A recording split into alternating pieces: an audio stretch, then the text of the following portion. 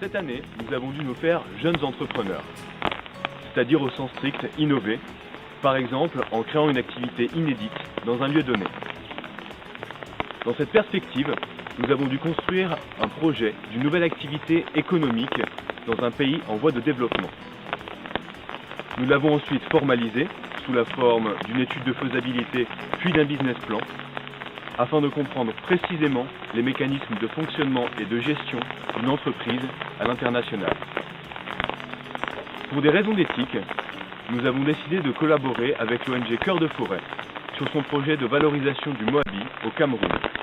Le Moabi, ou Baïonnet oxysperma, est un arbre très important pour les populations forestières, notamment au Cameroun.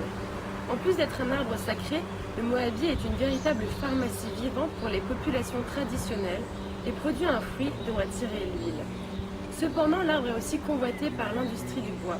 Nous avons donc choisi de produire du beurre de Moabi afin que les populations locales préservent l'arbre et optent pour une exploitation à long terme des fruits de l'arbre. Le projet rassemblera des acteurs français et camerounais comme l'association Cœur de Forêt et la coopérative de producteurs et de propriétaires des arbres. C'est donc moi qui vais partir cet été au Cameroun pour Cœur de Forêt pendant 6 mois. Donc comme le disait Mélène, le projet a déjà démarré l'année dernière, mais cette année est primordiale.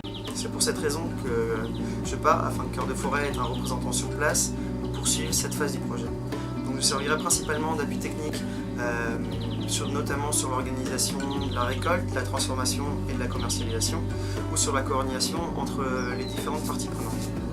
Mon rôle est donc de mettre à disposition mes compétences pour pérenniser le projet, afin de mettre en place une gestion durable, autonome et équitable au sein de l'entreprise. Condition indispensable pour un entrepreneuriat social et solidaire. Et donc concrètement, qu'est-ce qu'on attend de notre projet? On a déjà une création d'emplois et de bénéfices au niveau local, et surtout, grâce au commerce équitable, un développement économique qui soit durable.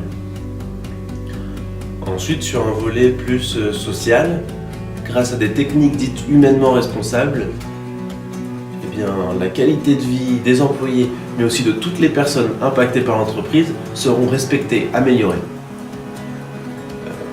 En plus, sur un volet plus environnemental, eh bien, déjà l'entreprise sera certifiée biologique, et surtout, sur le secteur, tous les arbres de Moabi, arbres en voie de disparition, eh bien, seront protégés.